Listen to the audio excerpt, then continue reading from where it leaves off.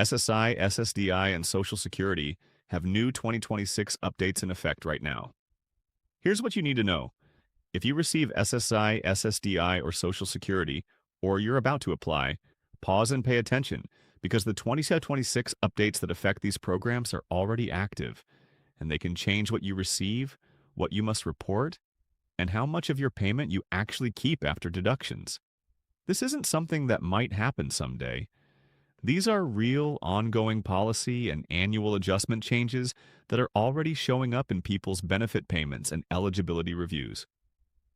And before we go any further, I want to clear up one big point because it's been circulating everywhere. There is no single sweeping one-day rule change that suddenly flips SSI, SSDI, and retirement Social Security for everyone on one specific spring date.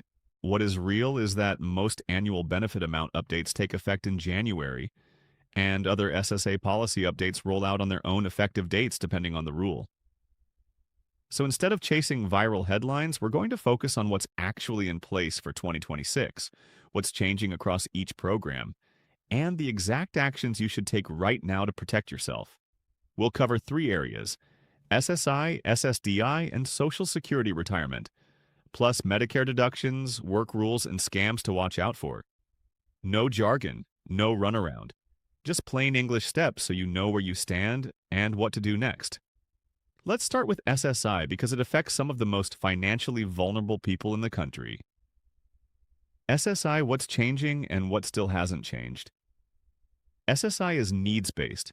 That means it's not based on your work history the way retirement benefits or SSDI are.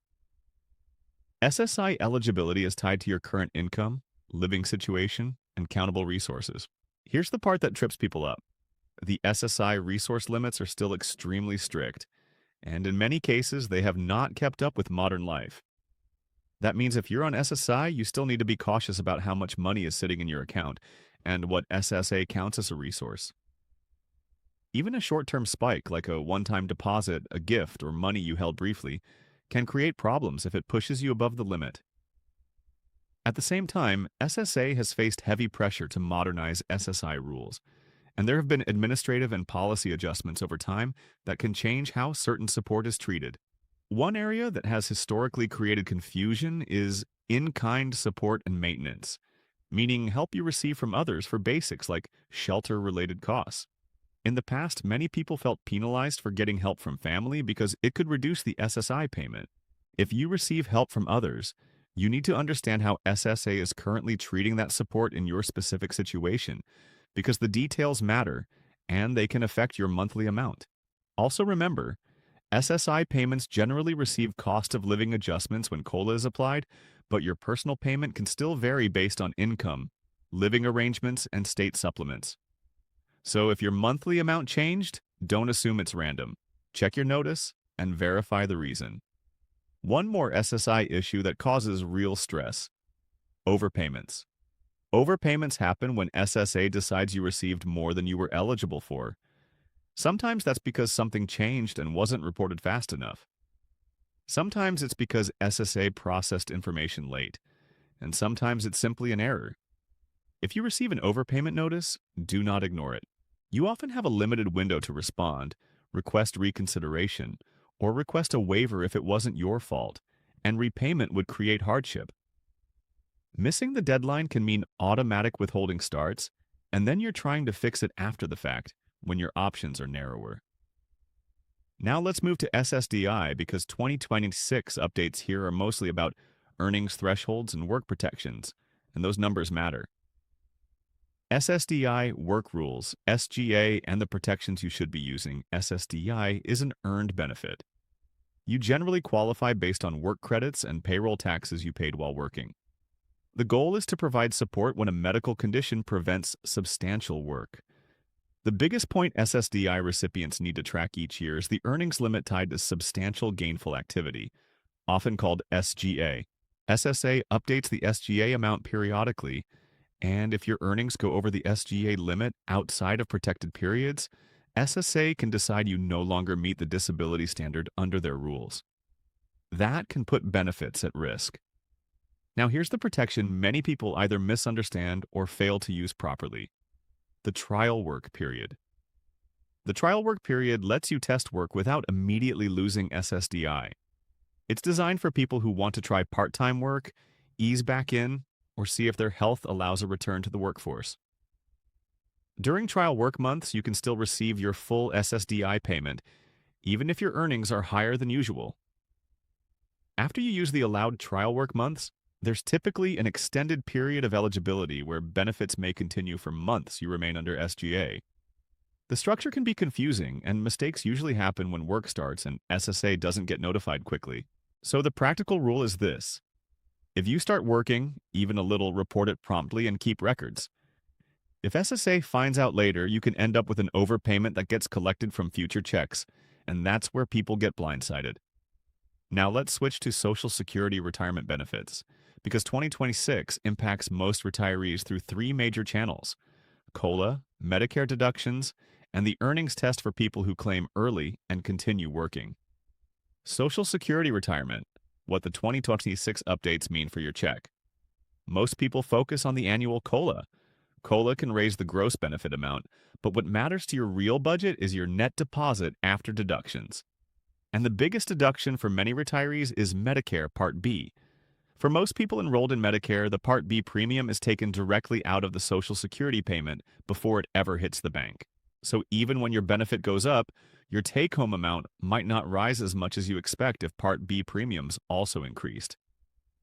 There is also the hold harmless protection that applies in many common situations.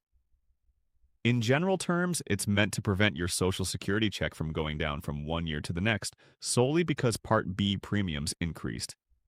But not everyone is protected in the same way, especially higher income individuals who pay income-related premium adjustments or people enrolling in Medicare for the first time. If your net deposit didn't rise the way you expected, this is one of the first places to look. Working while collecting Social Security, the earnings test. If you claim retirement benefits before full retirement age and keep working, SSA applies an earnings test with an annual limit. If you earn above that limit, SSA withholds some benefits temporarily. Many people interpret that as losing benefits, but withheld benefits are generally accounted for later through recalculation once you reach full retirement age. Still, the short-term impact can be painful if you weren't planning for reduced deposits. So, if you're working and collecting early, you need to know the current year's earnings limit, track your income as the year goes on, and plan around it. Full retirement age and claiming decisions. Your claiming age remains one of the biggest financial decisions you'll make in retirement. Claiming early can permanently reduce your monthly amount. Delaying past full retirement age, up to age 70, can raise your payment through delayed retirement credits.